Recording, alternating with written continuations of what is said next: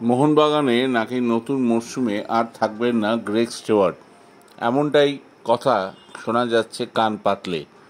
তার গতি অনেকটা কমে গেছে, বারবার চোট পাওয়া, এটা সব মিলিয়ে মোহনবাগান ম্যানেজমেন্ট নাকি আর তাকে রাখতে ইচ্ছুক নন। যদিও তার স্কিল এবং কোয়ালিটি, বল নিয়ন্ত্রণ করার ক্ষমতা এখনও অনেকের থেকে বেশি। শোনা যাচ্ছে মোহনবাগানের র্যাডারে আছেন স্পেনের মিডফিল্ডার জোনাথন ভিয়েরা। তিনি এই মুহূর্তে মালয়েশিয়ার বিখ্যাত ক্লাব জোহর দারুলে খেলছেন। যদিও শেষ এক বছরে তিনিও প্রচুর ক্লাব বদলেছেন। এটাও মোটে ভালো বিজ্ঞাপন নয় কোনো প্রফেশনাল ফুটবলারের কাছে। শুধু তাই নয়, আইএসএলের চেনা ফুটবলার চেন্নাইয়ের কোনর শিল্ডসের দিকেও নজর আছে মোহনবাগানের।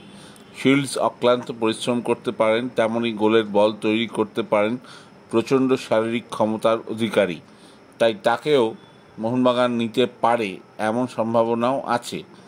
তবে আবার এর মধ্যেই শোনা যাচ্ছে অস্ট্রেলিয়ার জাতীয় দলের ফুটবলার গ্রেগ গুডউইনের নাম। ক্রেগ গুডউইন জাতীয় দলে খেলেছেন, জেমি ম্যাকলারেনের সঙ্গে তার পরিচয় আছে, দিমিত্রির সাথে পরিচয় আছে, জেসন কামিন্সের সাথে পরিচয় আছে।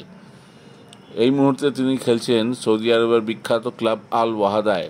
2025 সাল পর্যন্ত তার চুক্তি আছে সেখানে। তো আমার একটাই প্রশ্ন আপনাদের কাছে, গ্রেগ স্টুয়ার্টকে কি সত্যিই ছেড়ে দেওয়া উচিত, নাকি তাকে আরও একটা মরশুম মোহনবাগানের দেখা উচিত? যেহেতু তার মতো কোয়ালিটি ফুটবলারের রিপ্লেসমেন্ট পাওয়া সত্যি এত সোজা নয়। আপনাদের কি মনে হয় কমেন্টস করে জানাবেন। অবশ্যই চ্যানেলকে সাবস্ক্রাইব করুন।